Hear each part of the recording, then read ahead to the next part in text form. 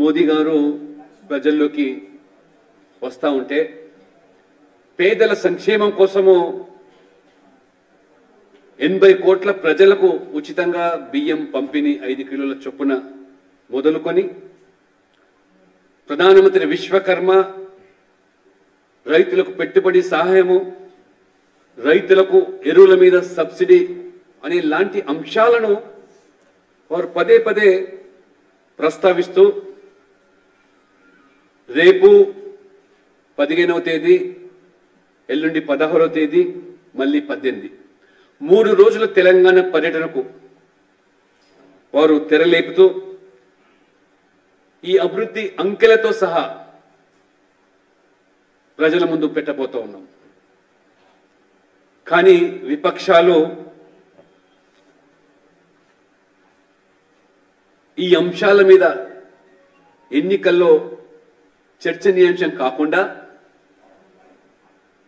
కేవలము విభజన రాజకీయాలకు తెరలేపుతూ అభివృద్ధి విషయంలో మోదీ గారితో ఆ చర్చలో ఎక్కడ కూడా సరితూగలేము. వారి 10 సంవత్సరాల అభివృద్ధి ఎజెండా 23 సంవత్సరాలు ముఖ్యమంత్రిగా ప్రధానమంత్రిగా ఏకతాటిగా వారు ప్రజా జీవితంలో ఉండి చిన్నపాటి మరక మచ్చ లేకుండా అవినీతి లేకుండా జరిగినటువంటి పాలన అవినీతిని ఎజెండా చేయలేకపోతున్నారు. వారి 10 సంవత్సరాల కాలంలో జరిగిన కుంభకోణాలు అవినీతి పుంకాలుగా ప్రజలు 12 లక్షల కోట్ల రూపాయలు యూపీ హయాంలో. కాబట్టి అవినీతి మీద చర్చ లేదు. వారి కుటుంబ పాలన వంశపారపర రాజకీయాల గురించి ప్రధానమంత్రి గారు మోదీ గారు ప్రస్తావిస్తుంటే దాని మీద కూడా చర్చ లేదు. ఎందుకంటే వాళ్ళ కుటుంబ స్వప్రయోజనాల కోసమే పనిచేస్తున్న పార్టీలు, అది కాంగ్రెస్ అయినా బీఆర్ఎస్ అయినా ఎస్పీ అయినా ఆర్జేడీ అయినా నేషనల్ కాన్ఫరెన్స్ అయినా డిఎంకే అయినా ఏ పార్టీలైనా ఎవరి కోసం? వాళ్ళ బిడ్డల భవిష్యత్తు కోసం. కేసీఆర్ గారు కేటీఆర్ ముఖ్యమంత్రి చేయాలంటే సోనియా గాంధీ రాహుల్ గాంధీ ప్రధానమంత్రి చేయాలి. స్టాలిన్ దయానిధి మారన్ను ముఖ్యమంత్రి చేయాలి.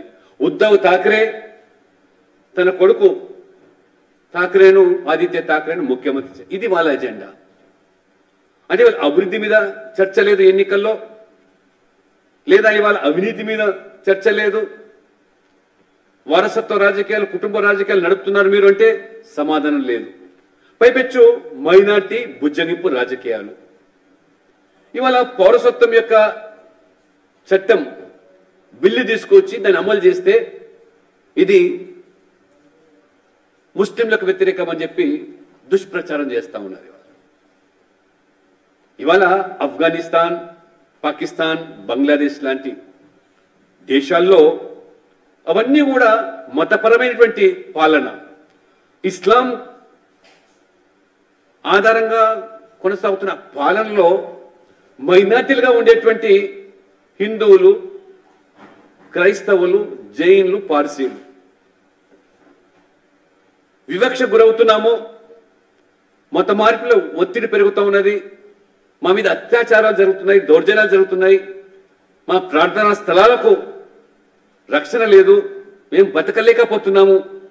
తిరిగి మేము భారతదేశానికి వస్తామని చెప్పి వారు భావించి వస్తూ ఉంటే వారికి పౌరసత్వం ఇస్తామని చెప్పి వాళ్ళ మోదీ ప్రభుత్వం ముందుకొస్తే దానిని కూడా చిలువలు పలవలు చేసి కోడిగుడ్డు మీద ఈకలు వీకి అసదుద్దీన్ ఎజెండాలో పావులుగా ఈ కాంగ్రెస్ బీఆర్ఎస్ మారి ఈ రకంగా ప్రజలను రెచ్చగొట్టి ఎన్నికల్లో లబ్ధి పొందాలనే కుట్రలు తప్పితే ఈ భారతదేశంలో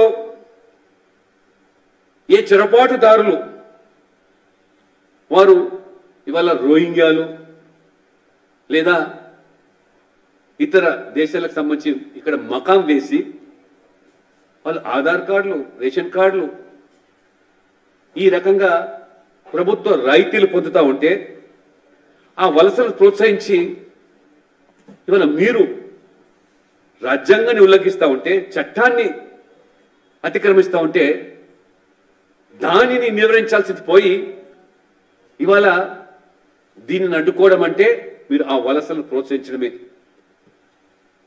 ఎందుకంటే ఇదే పార్టీలు ఆ రోజు మన యొక్క భారత సైనికులు వీరత్వాన్ని చాటుకోవడానికి సర్జికల్ స్ట్రైక్ చేసి ఉగ్రవాద శిబిరాలను ధ్వంసం చేస్తే మీరు ఎంఐఎం మీ సర్జికల్ స్ట్రైక్స్కు రుజువులు, ఏ స్ట్రైక్స్కు రుజువులు అడిగితే వత్తాసు పలికిన మీరు, అందుకని ఇవాళ ఈ సిఏ పైన తప్పుడు ప్రచారం చేయడం,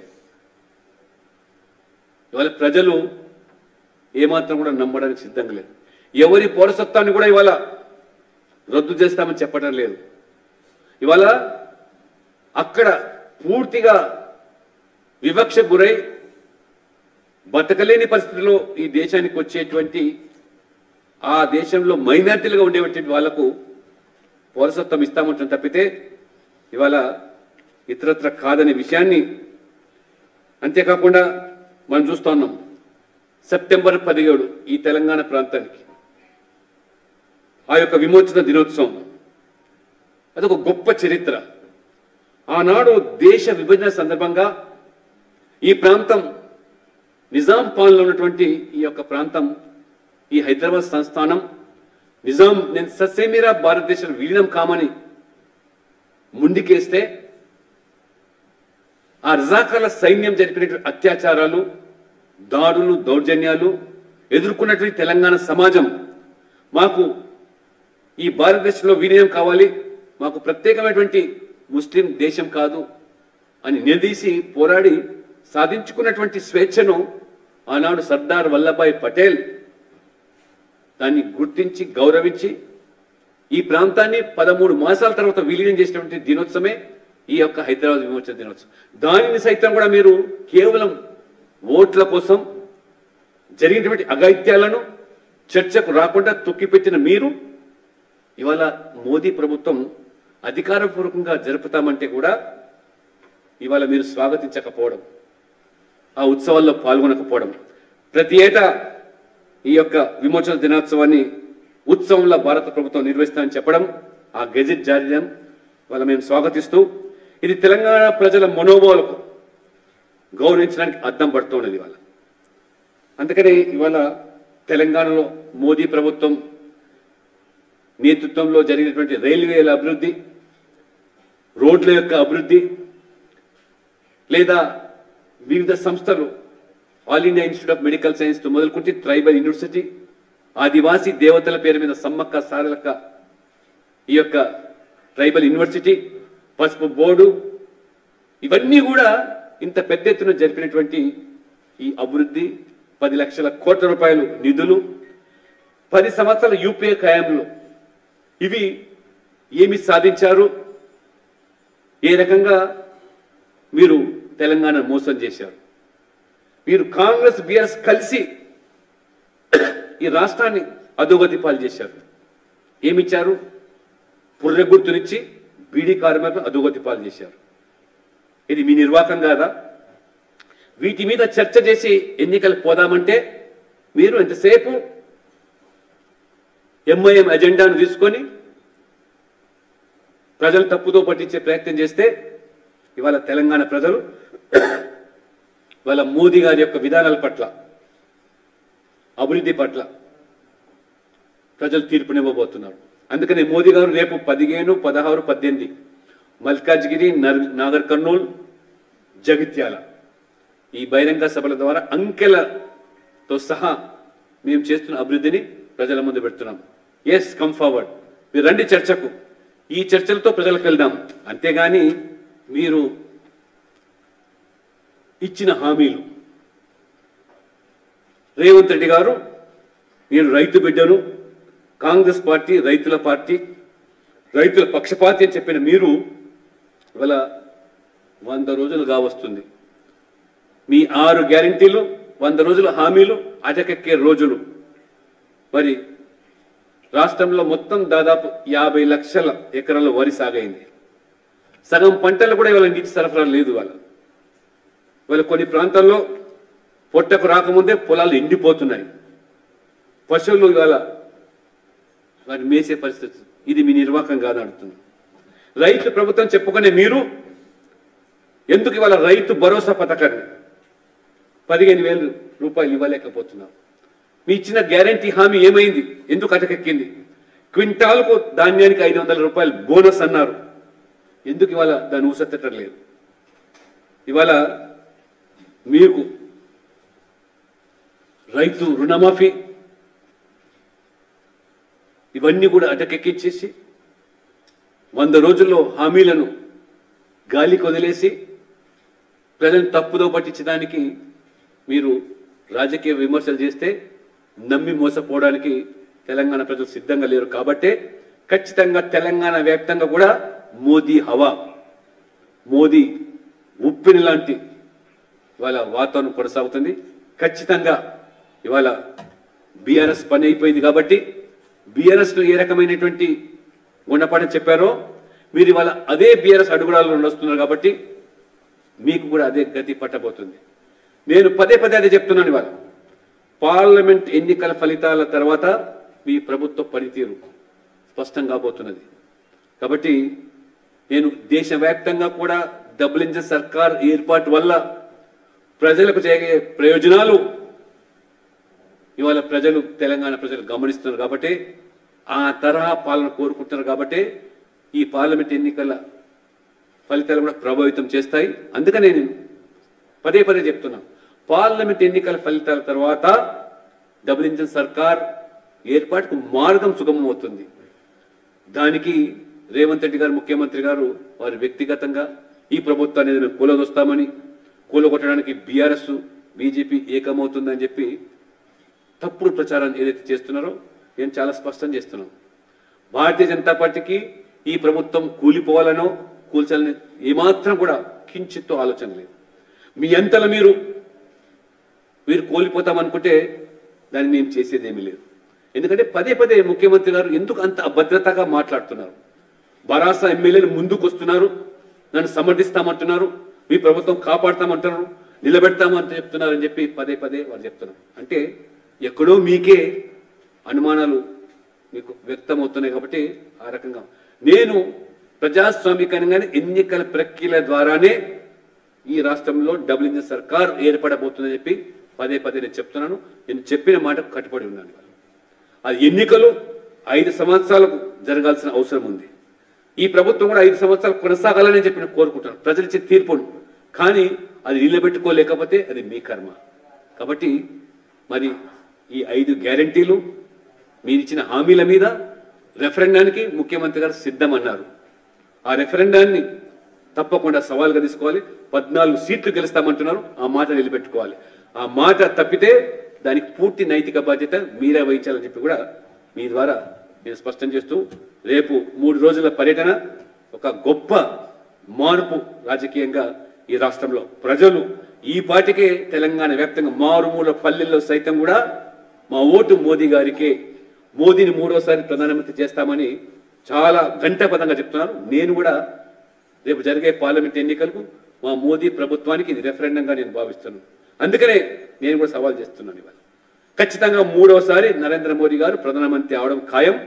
లేదా మీరు రేవంత్ రెడ్డి గారు చెప్పండి, రాహుల్ గాంధీ గారు ప్రధానమంత్రి కావడం ఖాయము, లేదా సోనియా గాంధీ ప్రధానమంత్రి చెప్పండి, దాన్ని రెఫరెండంగా స్వీకరించండి. అంతేగాని ఈ రకంగా మీరు బీఆర్ఎస్ కలిసి పన్నే కుట్రలు, రహస్య ఒప్పందాలు మోదీ గారిని ఎదుర్కోవడానికి లేదా బీజేపీని ఓడించడానికి చేసే కుట్రలు తెలంగాణ ప్రజలు గమనిస్తున్నారని చెప్పి కూడా నేను మీ ద్వారా తెలియజేస్తున్నాను.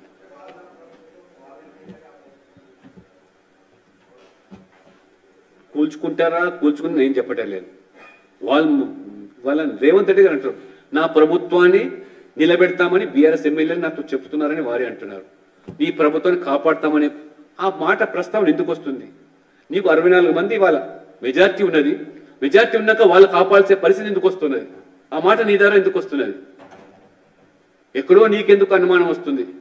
వాళ్ళు కాపాడాల్సిన పరిస్థితి ఎందుకు వస్తున్నదని. అంటే మీరు బీఆర్ఎస్ అని ఒకటి చెప్పకని చెప్తున్నారు, ప్లస్ నా ప్రభుత్వం కాపాడడానికి వాళ్ళు బీఆర్ఎస్ సిద్ధంగా ఉన్న ఎమ్మెల్యేలని మీరే బాధంగా వ్యక్తపరుస్తా ఉన్నారు.